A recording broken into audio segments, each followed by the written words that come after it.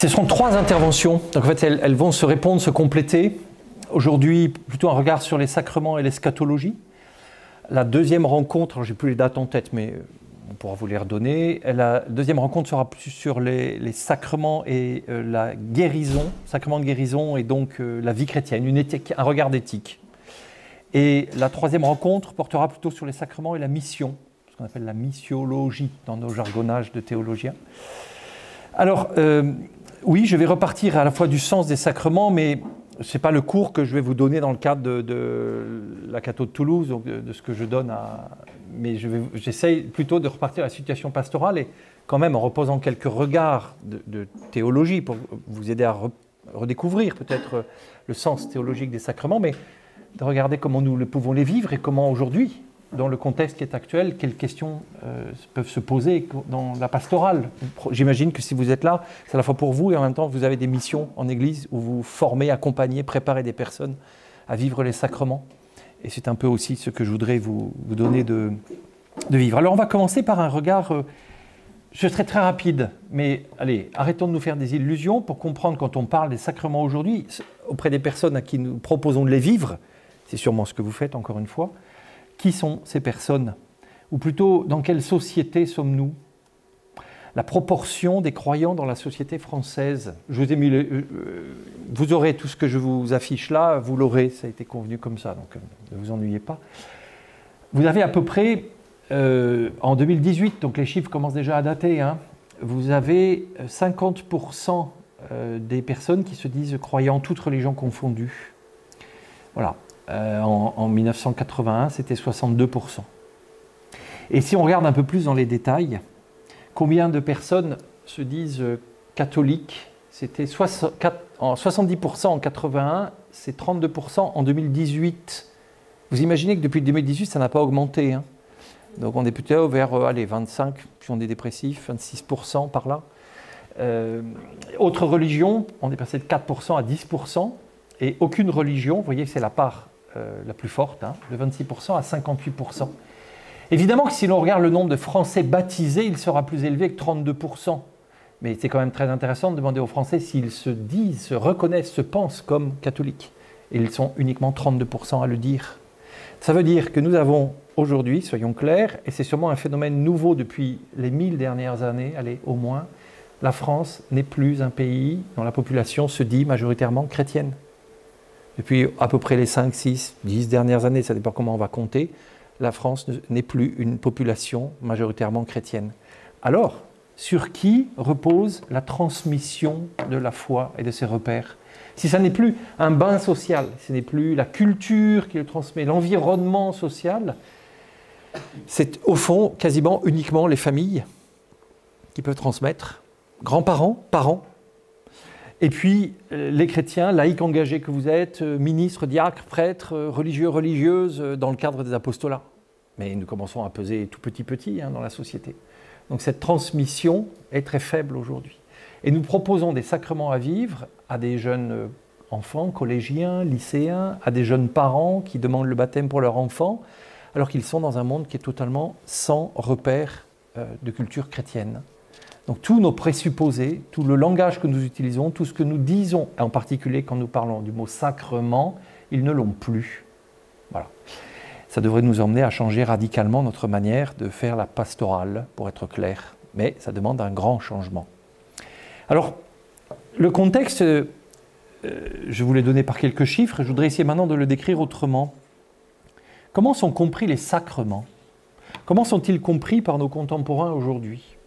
Et ce que je voudrais vous dire là, c'est aussi probablement comment nous les comprenons nous-mêmes, bien que chrétiens, vivant des sacrements, nourris par eux. Je ne suis pas certain que notre compréhension soit toujours aussi pure et que celle des non-croyants soit aussi impure, si vous voyez. On va éviter de tracer une frontière entre les deux et de juger, mais on va reconnaître aussi que notre manière de les comprendre peut être un peu grise, hein, un peu sombre. On n'arrive pas bien à tout saisir. D'où viennent ces sacrements? Ça peut nous aider à le saisir. Quelques repères sur ce qu'étaient les cultes que j'appelle archaïques, c'est-à-dire du fond des âges. Allez, repartons depuis l'origine de l'homme. Au fond, le culte est aussi ancien que l'homme. C'est avec les premières attestations dans la chaîne de l'évolution où l'on voit des cultes rendus aux morts, ou des cultes rendus à des divinités, que l'on considère qu'on est passé de l'animal à l'homme. Voilà. Quand à ce moment-là, l'être humain apparaît, c'est parce qu'il s'interroge sur au-delà du visible, au-delà de la mort. Et donc il commence à rendre des cultes. Et apparaissent à peu près au même moment des prêtres d'ailleurs, ou des personnes chargées du culte, si le mot prêtre n'est pas utilisé au début, des spécialistes un peu en quelque sorte de cette relation avec les dieux. Ça veut dire que les cultes et les prêtres n'apparaissent pas avec le christianisme, ils n'apparaissent pas avec Israël, ils sont très anciens, ils sont propres à l'humanité, et on va donc les retrouver dans toutes les cultures, dans toutes les civilisations.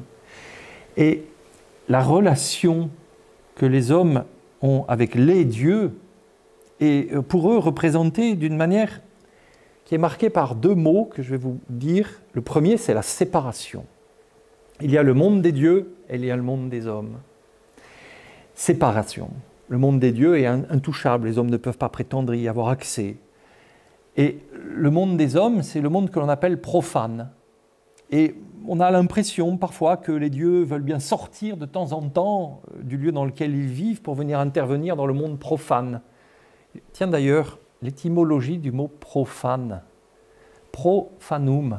Pro, ça veut dire devant. Fanum, c'est le temple.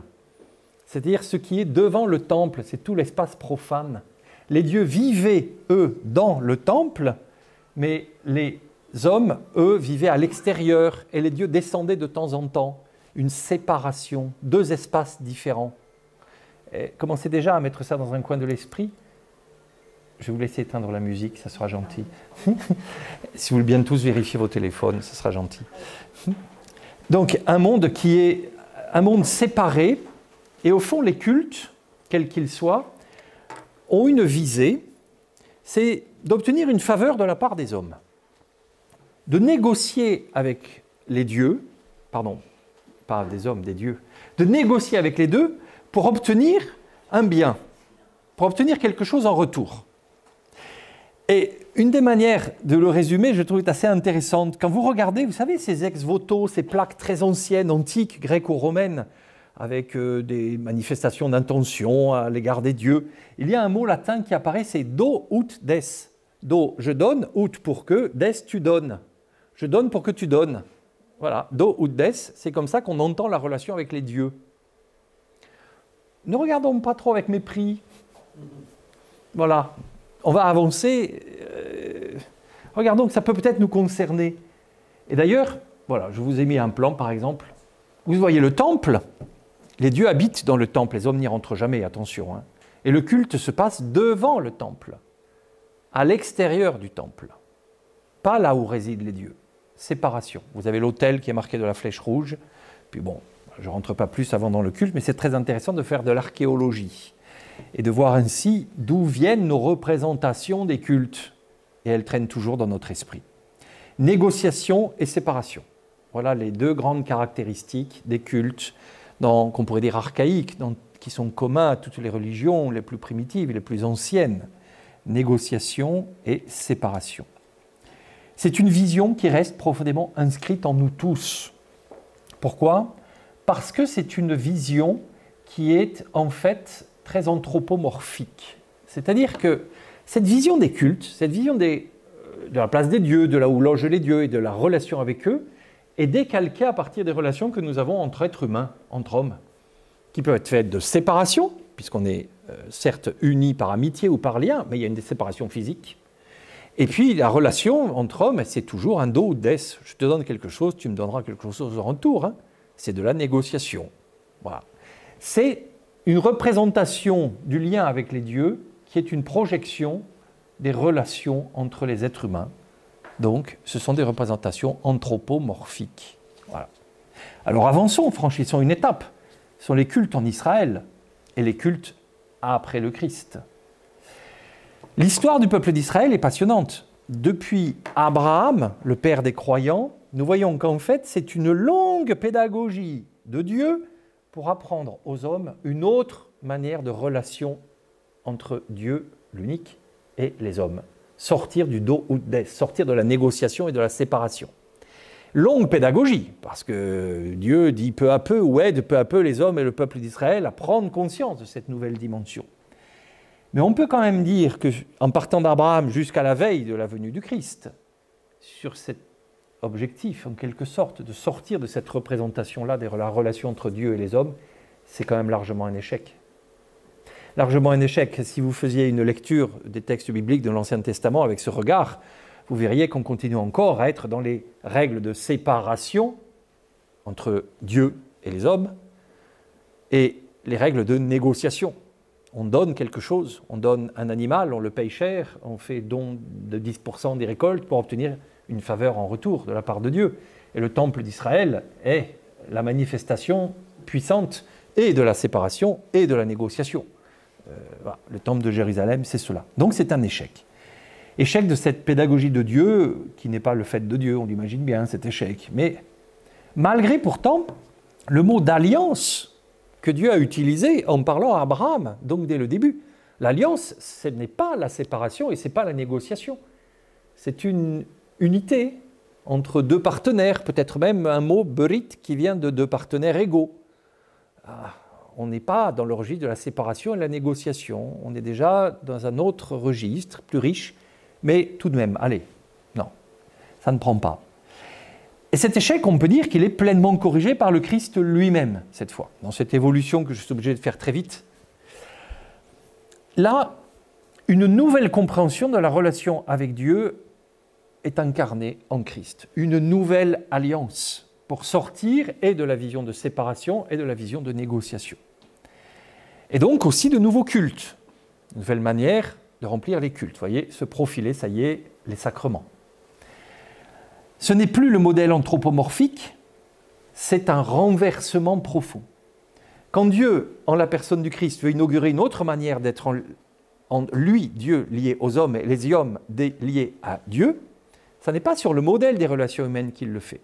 D'abord, lui, il le fait par l'humilité, par la simplicité, par ce qu'on appelle l'abaissement de l'incarnation. Il est Dieu et il n'a pas peur, lui, de s'incarner. On est très très loin des dieux qui sortaient de leur temple de temps en temps, mais pour donner une vague faveur aux hommes et puis qui rentraient vite dans leur temple.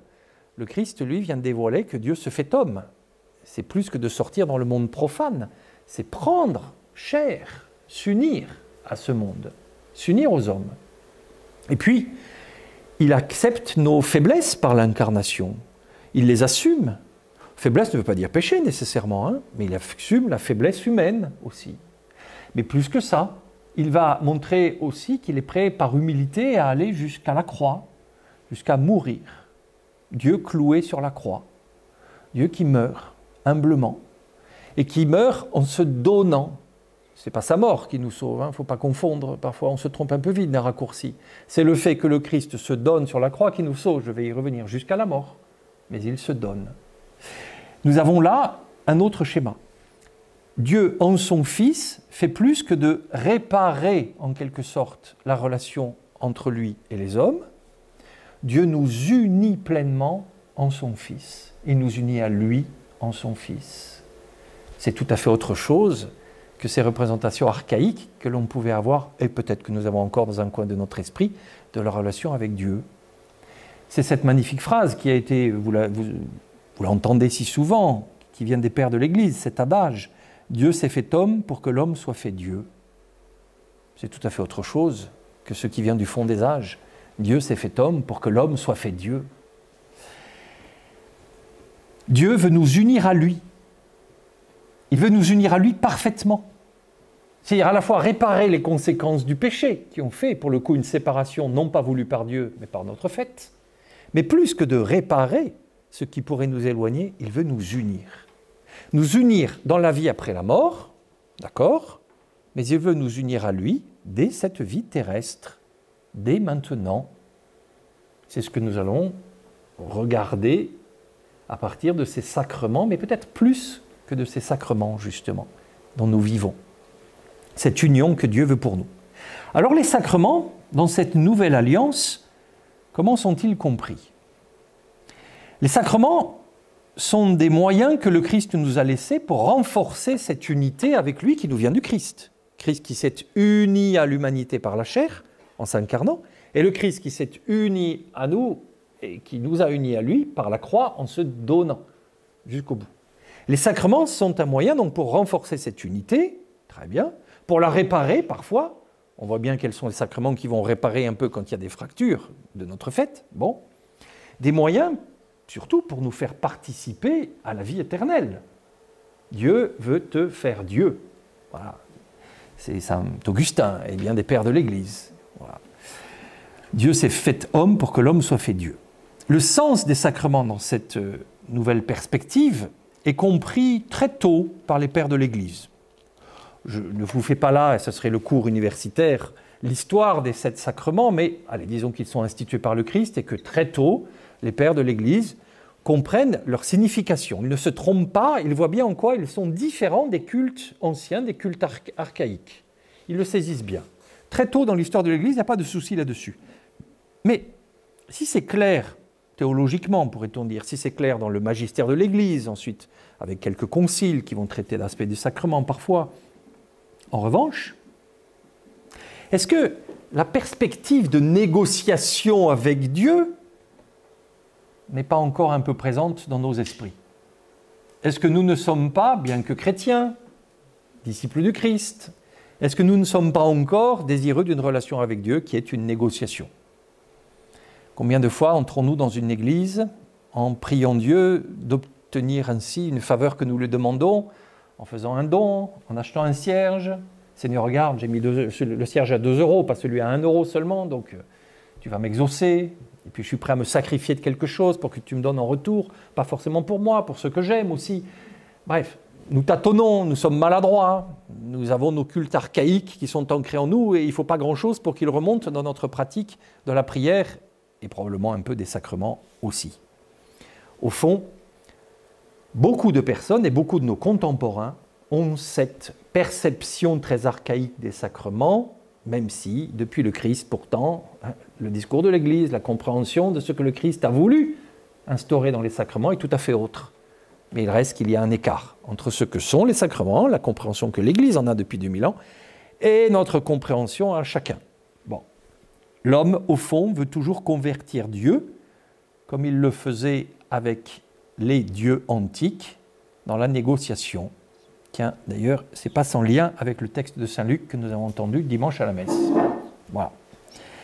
Les réflexions de nos contemporains sont aussi de penser, et peut-être un peu les nôtres, soyons humbles, sont aussi de penser les sacrements comme des interventions tout à fait extérieures de Dieu. Dieu qui sort de son temple et qui vient dans la terre, là, pour nous donner quelque chose individuellement. Alors, parfois, des schémas ou des dessins valent mieux qu'une explication. Je vais vous mettre un schéma, un dessin, allez. Et si nos représentations des sacrements étaient celles-ci? Si vous aimez les bandes dessinées, vous reconnaîtrez. C'est le mystère de la Grande Pyramide, Black et Mortimer. Et vous avez ce, appelons-le ce mage, ce prêtre égyptien, bon, voilà, c'est une uchronie, hein, et le Ulrich, le méchant de la bande dessinée, très bien. Et vous avez là ce geste qui est fait et la formule. Le mage, le prêtre du culte ancien, dit une formule, que ton nom ne soit plus, ou plutôt par Horus demeure. Par Horus demeure. Voilà, je l'avais mis là, je crois. Voilà. Oui. Je vais vous le remettre. Et l'homme qui est un geste et une parole. Et on a une intervention extérieure. Au fond, c'est tout de même comme ça que la plupart de nos contemporains comprennent les sacrements. Et peut-être un peu nous-mêmes. Une formule, un geste, une intervention très extérieure. Nous sommes plus dans une perception un peu magique, mais pas dans ce que sont véritablement les sacrements tels que le Christ les a institués. Pas, non. Et une des conséquences, justement, c'est ce que je vous ai mis dans la planche qui suit, dans la même bande dessinée. Quelles images viendront le hanter, cet homme sur lequel il a fait ses gestes et ses prières, ses incantations, que ton nom ne soit plus. J'ai trouvé ça assez amusant, parce qu'au fond, le nom dans la Bible, vous savez, c'est l'identité profonde. Sauf que celui qui comprend les sacrements comme une intervention magique de Dieu en lui, au fond, celui-là, il n'est plus. C'est sa personne elle-même qui vient à être détruite dans cette relation. Ça ne marche pas, ce n'est pas la relation que Dieu veut. C'est une soumission, c'est une intervention extérieure qui viendrait guérir malgré nous et sans nous ce qu'il y aurait à sauver en nous. C'est une intervention qui ne sollicite pas notre réponse, qui ne demande pas de notre part un oui. Vous l'avez vu, cet homme, lui, il est totalement tétanisé. Et c'est un peu comme ça, dans cette passivité, que souvent nous comprenons les sacrements. Dieu agit et nous, passivement, nous le laissons faire. Bon. Une intervention, en tout cas très extérieure à nos vies, dans différents moments de notre vie, la naissance pour le baptême, l'âge de fin de l'enfance pour la communion, fin de l'adolescence pour la confirmation, l'entrée dans l'âge adulte par le mariage éventuellement, et puis ensuite, voilà, l'Eucharistie, mon Dieu, beaucoup de nos contemporains n'y pensent pas trop après, et puis voilà. Nous le savons, et c'est ainsi que nos contemporains comprennent la vie chrétienne souvent, et ceux à qui nous donnons ces sacrements. Et encore une fois, je voudrais que nous soyons le plus humbles possible, parce que je pense que notre esprit nous-mêmes, qui vivons les sacrements plus régulièrement, est encore marqué par cela. Alors, le fait de recevoir tel ou tel sacrement est perçu comme un événement ponctuel qui vient de l'extérieur et un moment ponctuel dans lequel une grâce nous est donnée. Voilà un des mots qu'on utilise beaucoup en parlant des sacrements. Grâce. Alors, je ne vais pas vous faire le cours sur la grâce, il est assez complexe, il est passionnant, mais il est complexe. Je vais essayer de vous donner une définition parce que je vais utiliser ce mot. Je vais prendre une définition accessible, assez simple. On va dire que c'est une bienveillance personnelle de Dieu pour chacun de nous. C'est une faveur gratuite par laquelle Dieu se penche sur l'homme. Une bienveillance personnelle de Dieu pour chacun de nous. Voilà, la grâce. Bon, c'est Dieu lui-même, hein, attention. Hein. La grâce, ce n'est pas des choses que Dieu nous envoie. Hein. Ce n'est pas un chronopost avec des choses, on ouvre. Ah, tiens. Non, c'est Dieu lui-même. Et c'est une faveur personnelle pour chacun. Très bien. C'est une intervention aussi, une faveur gratuite, c'est-à-dire qu'elle n'est pas liée dans une négociation. Faveur gratuite. Dieu le fait par débordement de sa miséricorde, de son amour. C'est une intervention, pourrait-on dire, en quelque sorte, mais c'est plus que ça, c'est mieux, par laquelle Dieu se penche sur nous. Alors, cette grâce dans les sacrements, eh bien, nous savons qu'elle va produire des effets, nous attendons qu'elle produise des effets. Nous attendons avec raison et parfois avec maladresse aussi. Nous tâtonnons, nous ne maîtrisons pas très bien les effets ou l'intervention de Dieu dans les sacrements. Nous attendons éventuellement un encouragement, des guérisons physiques, morales. Nous attendons des forces, nous attendons une incitation morale à repartir de l'avant, à agir comme il faut, une consolation. Souvent, nous entendons une protection. Hein. Combien de couples de fiancés, quand nous leur demandons dans la préparation pourquoi ils souhaitent se marier, ils vous disent « Ah ben, c'est parce que nous voulons que Dieu nous protège », je traduis, parce qu'on veut une assurance contre le divorce. Voilà, c'est douloureux, c'est triste. On comprend leur inquiétude, on comprend leur angoisse, mais est-ce que c'est ainsi, cette compréhension-là, ou seulement comprendre le sacrement ainsi, que cela va les aider d'ailleurs dans leur vie? Non. Et ça ne va pas leur donner de vivre pleinement le sacrement. Les bénéficiaires des sacrements ont rarement l'impression de ressentir d'ailleurs ces effets. Et au fond, les sacrements vécus ainsi sont perçus comme au-delà de l'existence de chacun d'entre nous, ailleurs un peu. De temps en temps, on en a des éclats de cette intervention de Dieu. Donc, en résumé, pour beaucoup de chrétiens, pour l'immense majorité peut-être, pour chacun de nous aussi, soyons humbles, les sacrements sont une intervention extérieure de Dieu, une intervention ponctuelle dans l'espace et dans le temps. Ce sont des interventions données conformément aux recommandations du Christ, des interventions nécessaires pour le salut, mais extérieures à la conscience de celui qui les reçoit. Je ne vous dis pas que tout ça est faux, mais c'est loin d'être le sens des sacrements. C'est à la fois insuffisant pour les comprendre et pour les vivre, c'est marqué et chargé de connotations qui sont plus archaïques, c'est aussi juste par certains aspects, mais ça n'est pas ainsi que le Christ a institué les sacrements. Alors justement, comment parler des sacrements ? Comment aujourd'hui proposer de les vivre dans la société qui est la nôtre, c'est-à-dire avec, c'est ce que je vous disais au début, avec un obstacle de plus. À la fois, c'est compliqué de comprendre les sacrements, et ça, c'est compliqué depuis l'origine, de comprendre, depuis que le Christ les a institués.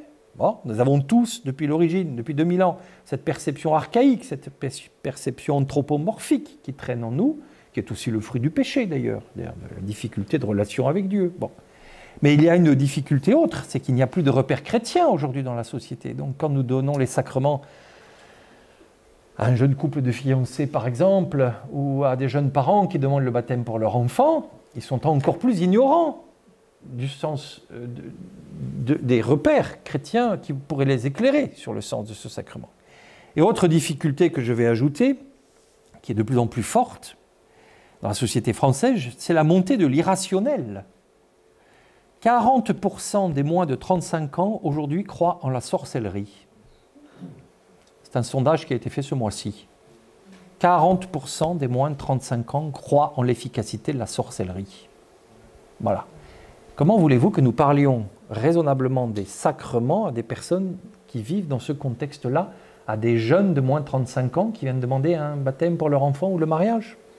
Voilà.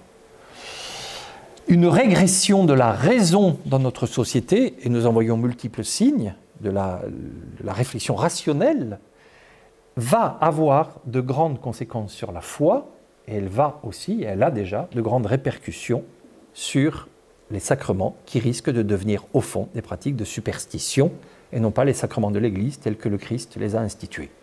Voilà. C'est ce sur quoi je voulais quand même insister en préambule, pour que nous comprenions à la fois combien ça marque notre société, et va le marquer encore plus à l'avenir, soyons lucides, et combien, soyons humbles, cela nous marque toujours aussi, dans un coin de notre esprit, nous sommes solidaires un peu de nos contemporains, c'est aussi, pour une part, nos représentations des sacrements. Soyons tous humbles là-dessus. Alors essayons d'avancer dans une compréhension de l'intervention de Dieu, de la grâce de Dieu, de cette faveur, mais dans une manière neuve. Un théologien, que mes confrères peut-être évidemment connaissent, Karl Rahner, utilisait une très belle expression pour ça. Il disait cette compréhension de la grâce de Dieu, pour la saisir vraiment telle qu'elle est, et non pas telle que nous l'imaginons, il faut faire pour cela une révolution copernicienne. Une révolution copernicienne. Il nous faut faire un renversement de perspective, complet. Il nous faut voir la grâce de Dieu, et donc les sacrements, dans une toute autre perception que la perception archaïque, évidemment. Tout simplement, il s'agit de revenir à la représentation à la fois très traditionnelle des sacrements, à ce que le Christ a voulu en instituer, à la relation à la vie éternelle qu'ils offrent. Cette perception juste, l'Église l'a toujours véhiculée, l'a toujours transmise. Est-ce que les ministres de l'Église l'ont toujours eux-mêmes bien comprise? Non. Est-ce qu'ils l'ont bien enseigné toujours? Non, soyons clairs. Est-ce que les fidèles eux-mêmes l'ont toujours bien comprise du coup? Non. Voilà. Donc il faut faire cette révolution copernicienne qui n'est pas de la théologie ou du magistère, ce n'est pas l'Église qui n'a pas compris, au sens où le magistère de l'Église se serait trompé. Non, les choses ont toujours été claires, il n'y a pas de souci là-dessus. Mais la manière de le présenter, la manière de le vivre, d'en faire la pastorale, a toujours été complexe. Et finalement, il faut faire cette révolution pour revenir au sens premier, originaire des sacrements. Et sortir d'une perception archaïque ou païenne, finalement. Premier renversement, premier aspect de cette révolution copernicienne, si la grâce de Dieu, donc je vous disais bien la grâce, cette bienveillance personnelle de Dieu pour chacun de nous, cette action gratuite de Dieu par laquelle il se penche sur les hommes, alors si cette grâce de Dieu est une bienveillance personnelle de Dieu, la grâce de Dieu est toujours et partout. Voilà des mots à garder, elle est toujours et partout. Elle n'est pas ponctuelle, elle n'est pas dans certains lieux seulement. Elle n'est pas qu'à certains moments dans la vie, elle est toujours et partout. Pour le dire autrement, Dieu n'intervient pas seulement ponctuellement dans la vie des chrétiens, à certains moments, à certains lieux qui seraient les sacrements ou qui seraient d'autres occasions, en descendant de son ciel, comme les dieux romains étaient compris descendant de leur temple. Dieu ne descend pas dans le monde profane de temps en temps pour agir et puis ensuite il remonterait dans le ciel. Non. La grâce de Dieu, cette bienveillance personnelle de Dieu pour chacun de nous est toujours et partout. La vie éternelle n'est donc pas une espèce de lieu abstrait, lointain, promis aux hommes après la mort. La vie éternelle n'est donc pas cette entité inatteignable et dont les sacrements seraient un peu des petits morceaux donnés par Dieu par avance. Non. Dieu porte sans cesse le monde, l'ensemble de la création. Dieu le porte de l'intérieur du monde, de l'intérieur de la création.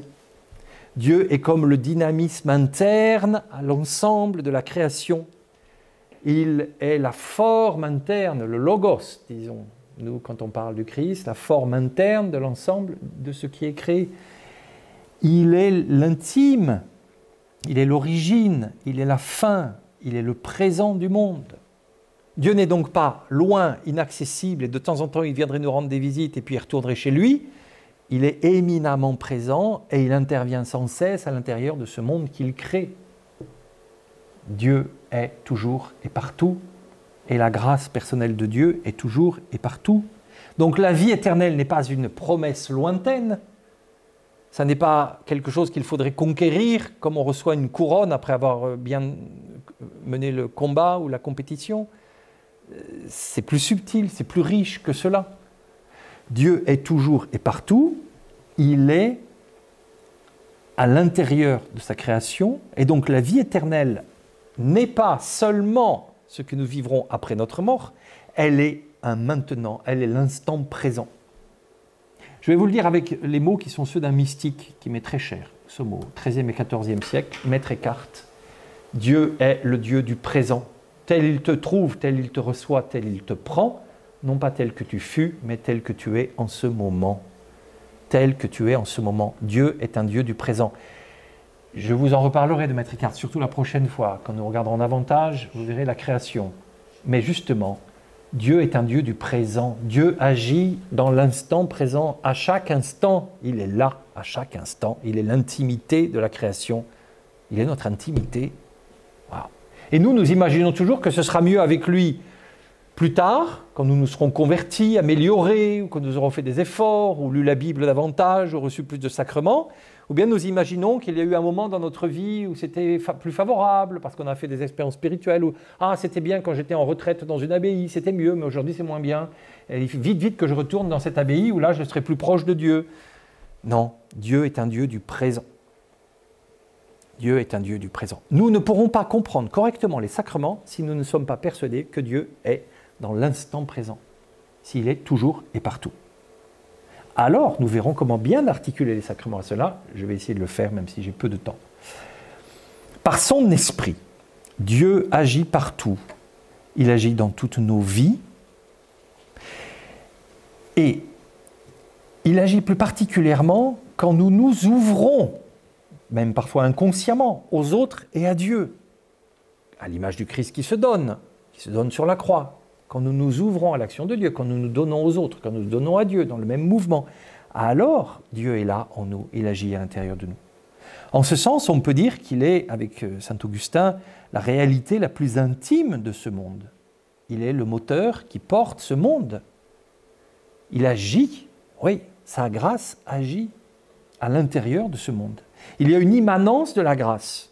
Même là où les hommes, inconsciemment ou consciemment, refusent Dieu, pourtant, Dieu est toujours là en eux, même quand ils le refusent. Dieu est partout. Voilà. Même quand on retourne la création ou le don de la vie que Dieu nous fait vers les autres, contre les autres, pour leur faire du mal, Dieu est pourtant à l'intimité de nous, il nous redonne sans cesse le don de la vie. Il ne nous donne pas le mal que nous faisons, mais il nous donne la vie sans cesse, et nous la retournons contre lui ou contre les autres. Dieu est toujours et partout. Donc, conclusion de ce premier renversement de révolution copernicienne à faire pour comprendre l'intervention de Dieu et donc pour mieux comprendre les sacrements, nous allons y arriver. Dieu n'est pas extérieur au monde créé comme les temples grecs ou romains. Dieu est le centre le plus intime du monde créé. Et deuxième renversement, eh bien, ce renversement à faire dans les compréhensions des sacrements, c'est bien de saisir qu'il y a de grands moments dans l'histoire de l'humanité où l'homme accepte cette action de Dieu qui est toujours et partout. Il y a évidemment des moments où l'homme n'est pas que mauvais. Nous ne sommes pas que mauvais. Nous sommes des bonnes personnes. Allez. Et donc, nous acceptons cette action de Dieu qui porte la création. Et nous tous les êtres humains, pas seulement les chrétiens, tous les êtres humains acceptent évidemment cette action de la grâce qui est toujours et partout. Il y a des moments dans nos vies où parfois même sans savoir que c'est Dieu qui nous porte, nous faisons des choix, des actes, nous prononçons des paroles qui manifestent que nous accueillons l'action de Dieu en nous, même sans savoir que c'est Dieu qui le fait. Il y a en nous des moments où, sans le savoir, sans mesurer que c'est grâce à Dieu que nous le faisons, sans mesurer que c'est par son aide, nous nous donnons aux autres et nous posons des choix qui sont conformes et mus, agis, portés par l'action de Dieu lui-même. Toujours Karl Rahner, puisque allez, je vous ai mis un texte, alors il n'est pas forcément lisible, mais je me suis dit que si vous aviez les planches après, vous pourrez y revenir. On va juste le lire, vous allez comprendre.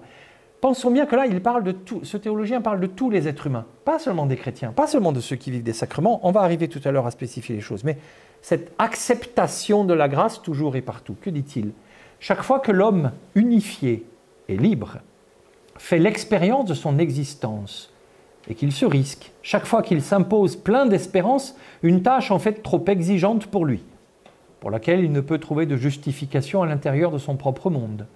Lorsqu'il espère contre toute espérance, qu'il se risque à aimer d'une manière qui le dépasse, qu'il croit à la lumière malgré la nuit, qu'il croit en un sens alors que tout semble se vider de sens. Lorsqu'il capitule et croit que cette capitulation est sa victoire définitive, dans tous les cas, l'homme expérimente cette transcendance qui le rapproche radicalement du secret insaisissable de Dieu. C'est alors qu'il fait l'expérience de la grâce même.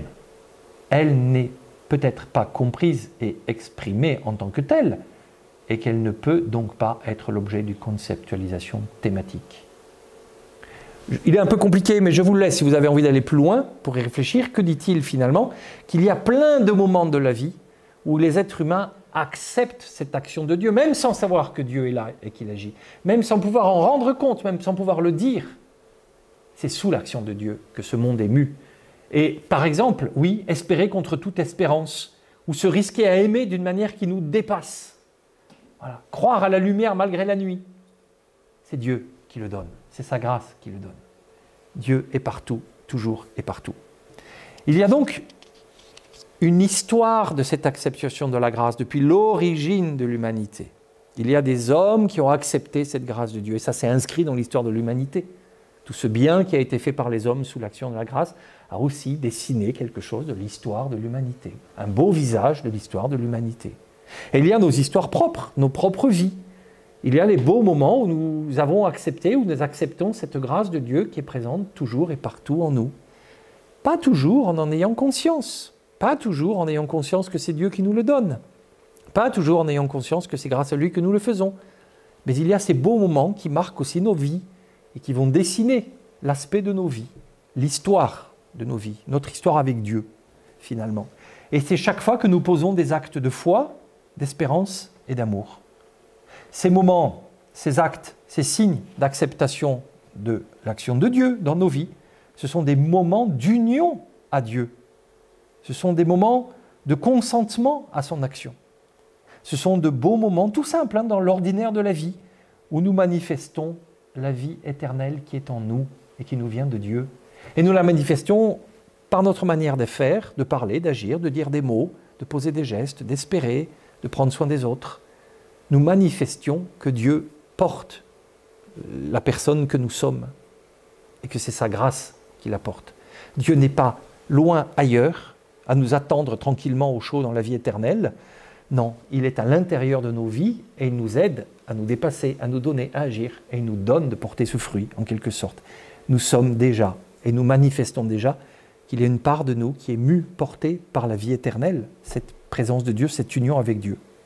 Et certains de ces moments, certains de ces actes, parfois nous les aurons posés consciemment en référence à Dieu, consciemment, sachant que c'est avec lui que nous pourrons le faire, évidemment. Et ce n'est pas toujours inconsciemment, il y a aussi ces moments où nous faisons référence à lui.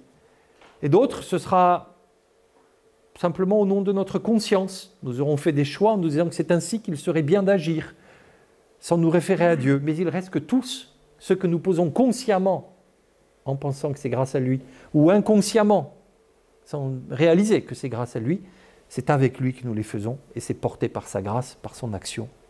Voilà. Ces moments peuvent même être posés, encore une fois, par des hommes qui n'ont jamais entendu parler de Dieu, Pour revenir à mon point de départ, Dieu n'est donc pas séparé de la vie des hommes. Voilà. La relation avec lui n'est pas une négociation. Dieu se donne toujours et partout. Il n'attend pas que nous offrions quelque chose de dérisoire de notre part pour agir dans nos vies. Il nous précède. À tout instant, il est là, il agit dans nos vies, avant même qu'on lui demande, évidemment. Et nos demandes sont bien dérisoires par rapport aux immenses dons qu'il nous fait sans cesse, depuis le commencement, le premier instant où nous avons été créés chacun. Voilà. Il agit sans cesse. La vie éternelle porte et sous-tend notre monde. Voilà.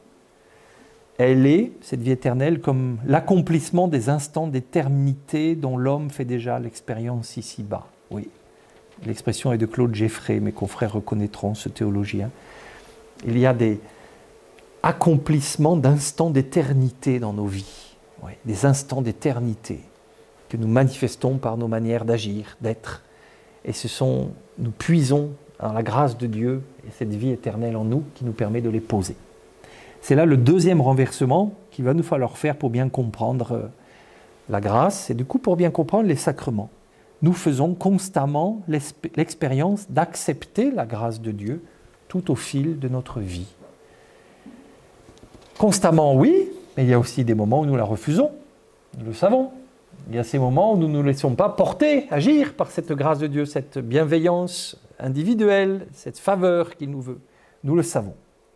Alors, qu'apportent les sacrements, du coup, dans cette compréhension renouvelée de la relation entre Dieu et les hommes? Ce que le Christ a voulu nous aider à vivre.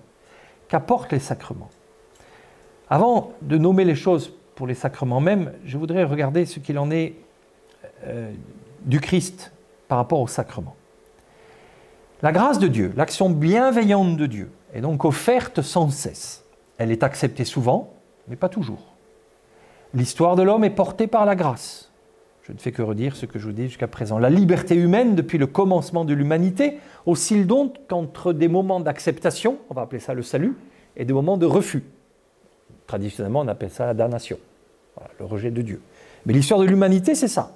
C'est une humanité qui avance dans le temps, avec des magnifiques aspects et des moments d'acceptation et d'autres de rejet de cette grâce de Dieu qui est là et qui porte le monde depuis le commencement. Mais il y a eu un moment unique dans cette histoire de l'humanité depuis le commencement. Ce moment unique, c'est Jésus-Christ. C'est le moment où le Fils de Dieu s'est fait homme. C'est le moment où dans cette histoire de la grâce qui porte le monde, qui travaille l'humanité de l'intérieur, même quand l'humanité ne s'en rend pas compte, il y a un moment exceptionnel, c'est l'incarnation, la vie et la mort de Jésus-Christ. Voilà. Et là, il se passe quelque chose d'unique. Parce que d'abord, il est Dieu lui-même, il est homme, comme nous, de la même humanité que la nôtre. Et voilà que son humanité, portée par l'action de l'Esprit Saint, et dans une obéissance à Dieu Père, voilà que son humanité est portée à son accomplissement. Sous l'action de l'Esprit Saint, elle est portée à son accomplissement. C'est un moment unique où le Christ, en son humanité, accepte parfaitement la grâce de Dieu, accepte totalement la grâce de Dieu. Voilà. Nous, depuis l'origine, l'homme tantôt l'acceptait par certains aspects et souvent l'a refusé aussi. Le Christ, lui, l'accepte pleinement. Mais c'est un homme. Donc c'est un homme qui, une fois était capable d'accepter parfaitement cette grâce de Dieu. Un homme comme nous, de la même humanité que nous. Ça, c'est une formidable espérance. Comme le dit l'auteur de l'Épître aux Hébreux, par l'Esprit éternel, il s'est offert lui-même à Dieu comme sacrifice parfait. Son sang purifiera notre conscience des actions néfastes pour que nous puissions servir le Dieu vivant. On reviendra sur certains aspects de l'Épître aux Hébreux, d'autres rencontres. Par l'Esprit éternel, il s'est offert lui-même à Dieu. Alors, ne nous rebutons pas par le mot sacrifice. Le mot sacrifice, ce n'est pas du tout ce qui est lié à la souffrance, c'est le don de soi. Voilà, il faut corriger le sens. Là, on va coller au sens chez l'auteur de l'Épître aux Hébreux. Ce n'est pas la souffrance de Loris, c'est le don de soi jusqu'au bout, qui du coup rend sacré. C'est l'humanité de l'homme qui, parce qu'elle s'offre complètement, est rendue sacrée, autrement dit, est unie à Dieu. Voilà. Le Christ, donc, qui est semblable à nous, la même humanité que la nôtre. Le Christ qui n'a pas commis de péché, lui, qui est pur, qui est innocent, le Christ qui s'offre pleinement toute sa vie, et en particulier sur la croix, il aime ceux qui sont en train de le tuer. Il aime tous les hommes pour le péché qu'ils ont fait, il aime infiniment. Et parce qu'il est capable d'un amour que nous ne percevons même pas, que nous ne pouvons même pas conceptualiser, même pas imaginer, alors il transforme son humanité. Il y a un mot dans l'Épître aux Hébreux pour dire ça. Il rend son humanité parfaite. Une téléiosis en grec, utilisé dans le texte, c'est très beau. Une action de rendre parfait. Voilà. Il rend parfaite notre humanité sur la croix, par cette transformation d'amour qu'il fait. Donc, notre humanité, cette commune humanité que nous avons tous et que nous avons avec lui, est rendue parfaite. Voilà. D'ailleurs, l'Épître aux Hébreux dit que cette action de Christ sur la croix, cette téléiosis, cette action de rendre parfaite notre humanité, le même auteur de l'Épître aux Hébreux, dans quelques versets plus loin, dit que c'est une liturgie.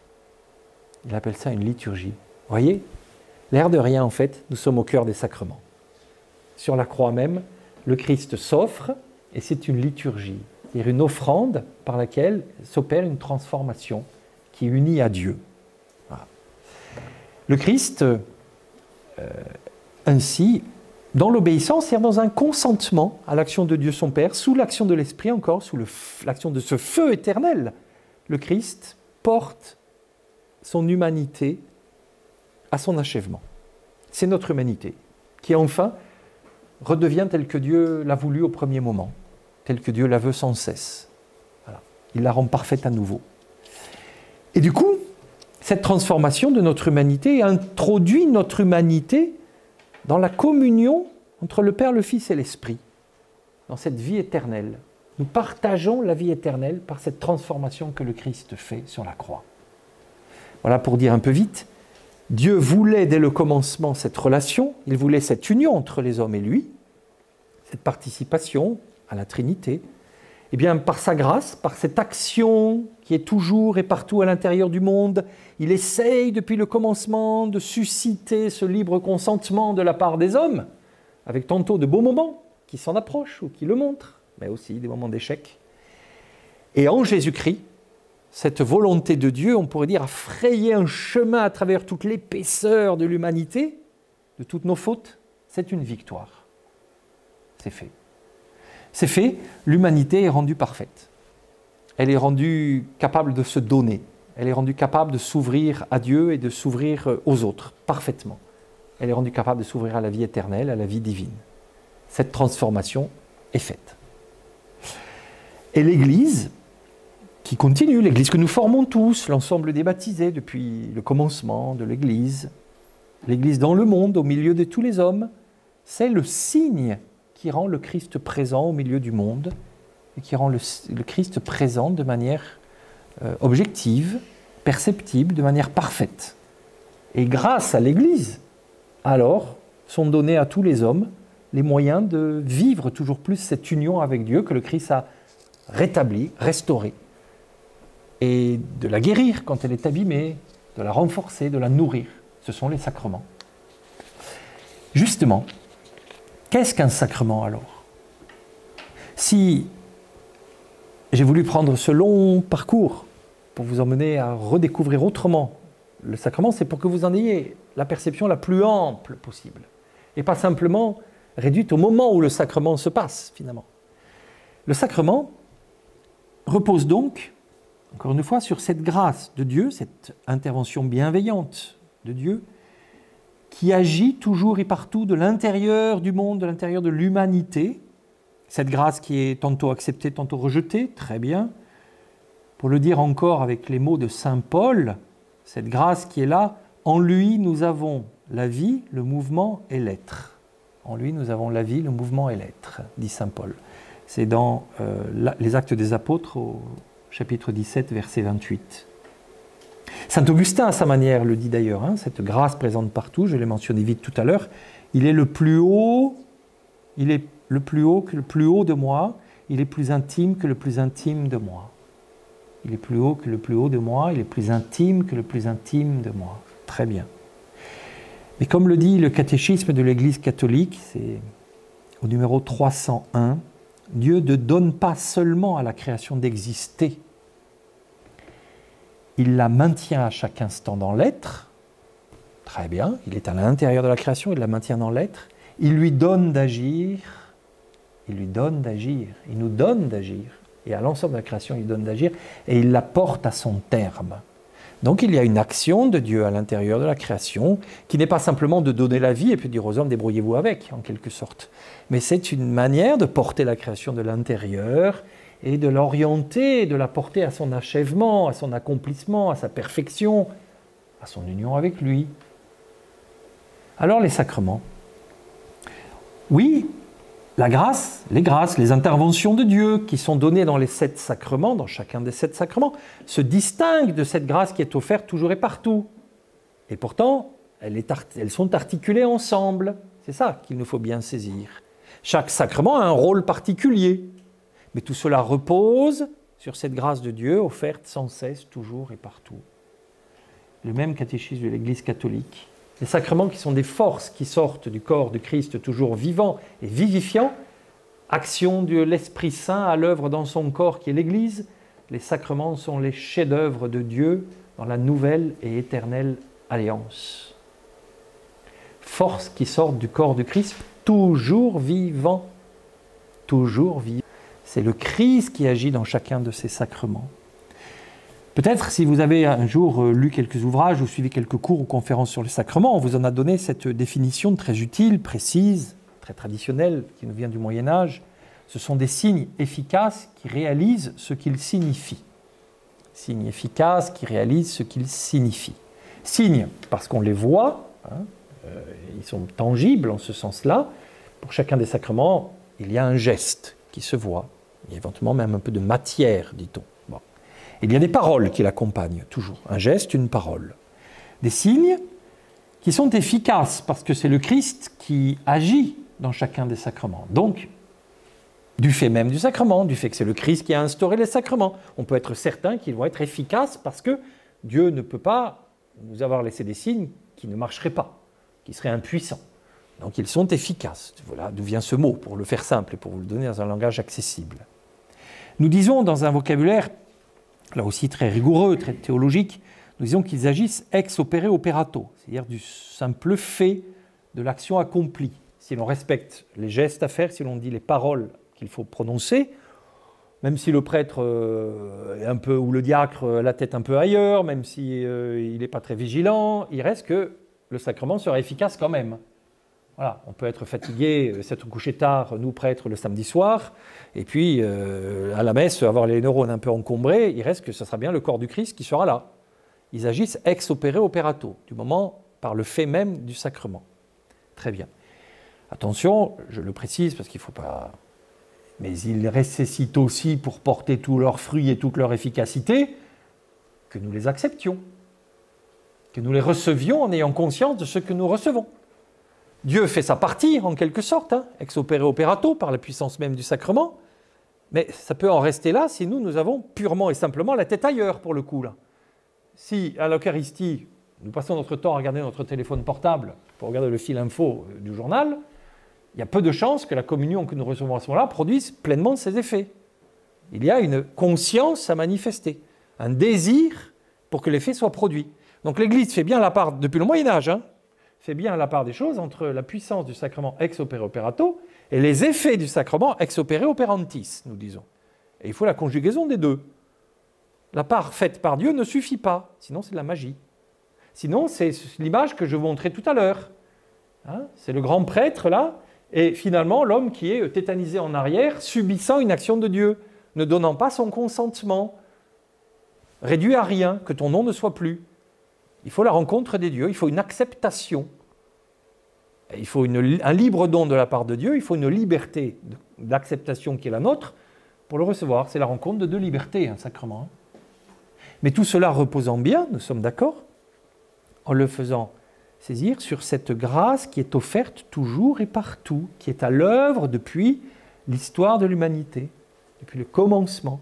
On peut dire en ce sens que les sacrements sont comme des incarnations tangibles, visibles, de cette grâce qui est là à l'œuvre depuis le commencement du monde, de Dieu qui travaille le monde de l'intérieur depuis toujours.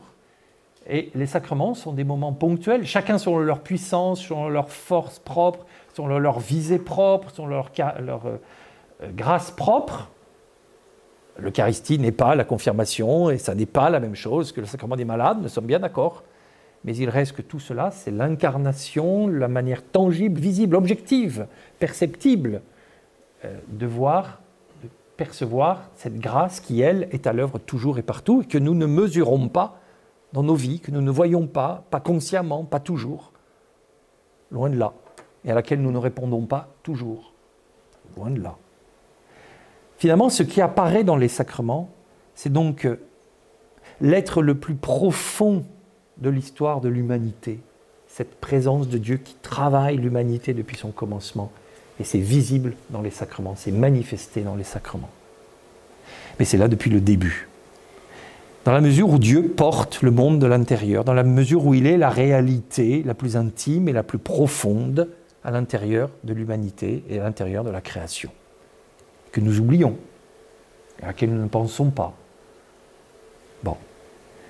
Quand y a-t-il donc des sacrements? Toujours le même Karl Rahner, et je vais bientôt en finir. Lorsque l'Église, qui est un sacrement fondamental, on pourrait revenir sur cette expression, s'engage envers l'homme, autrement dit, l'Église, je vous garantis que là, c'est une action de Dieu.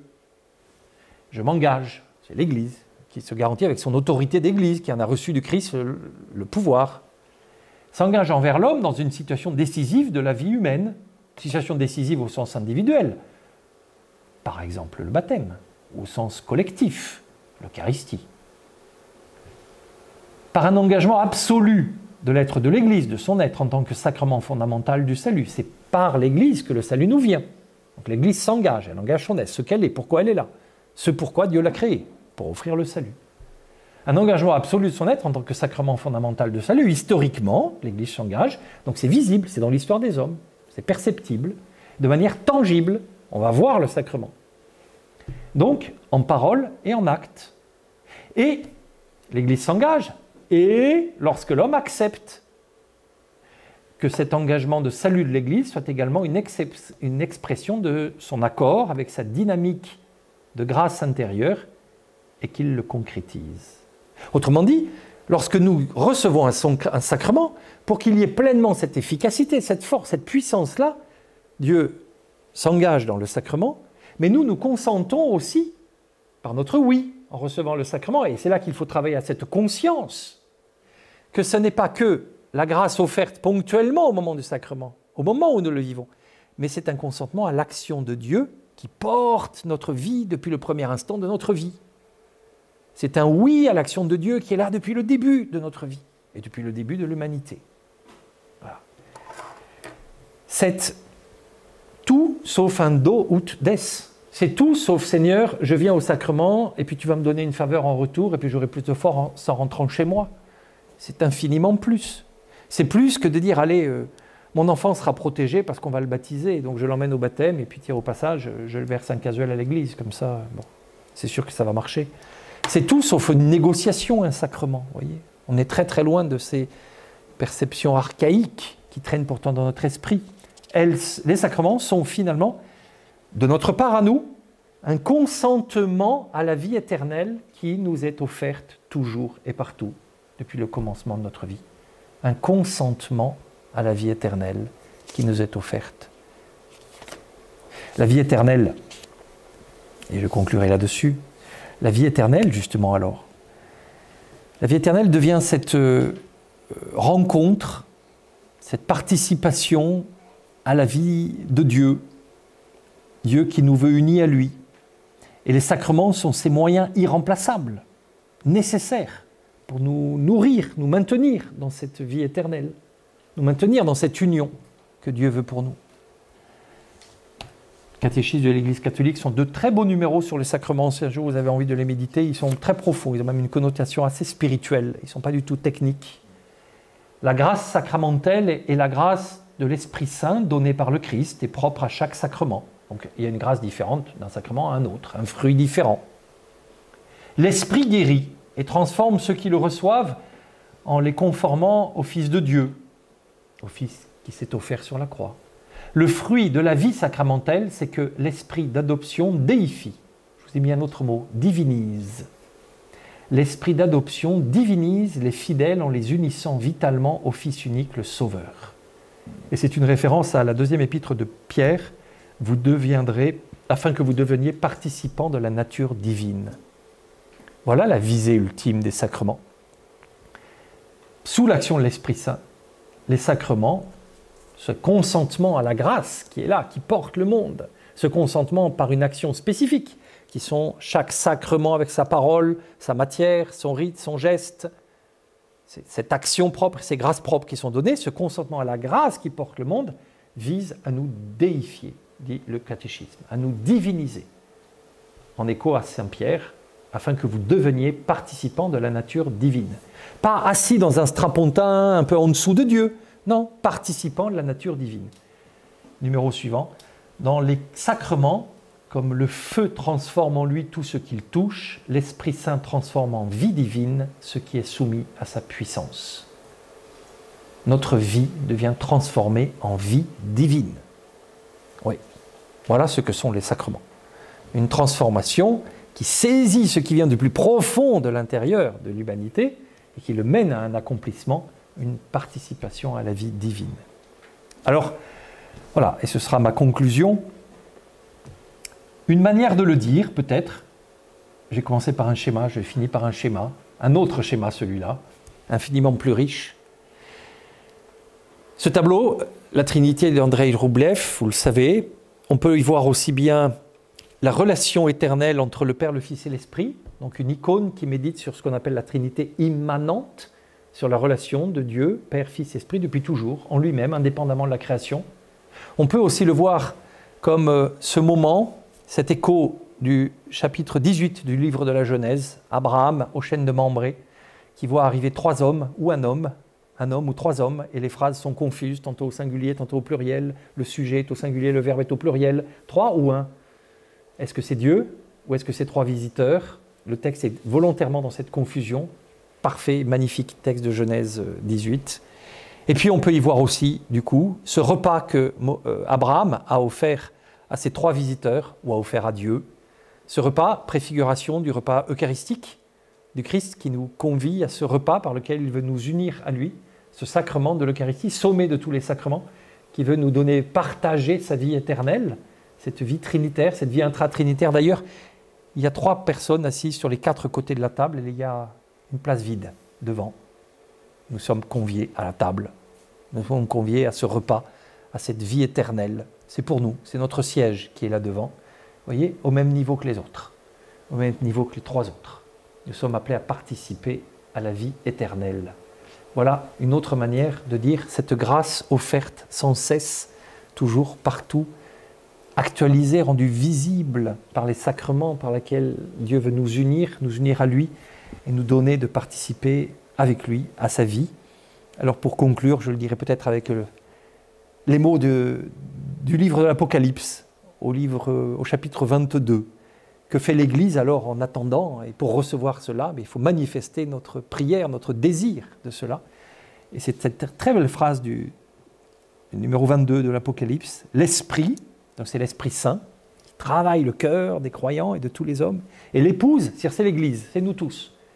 L'Esprit Saint et l'Église disent « Viens, viens Seigneur Jésus ». Voilà. Viens Seigneur Jésus. Quasiment, le livre de l'Apocalypse et donc la Bible s'achève sur ces paroles-là. Il y a quelques petites choses après, mais c'est quasiment la fin. C'est-à-dire l'Esprit qui souffle, qui appelle le Christ, l'Église, tous les êtres unis au Christ, nous tous qui appelons aussi le Christ, viens en nous, unis-nous à toi, et nous serons participants de ce repas éternel, de la vie éternelle. Voilà quelques aspects que je voulais vous livrer pour répondre à cette demande de méditer sur les sacrements et leur relation à la vie éternelle.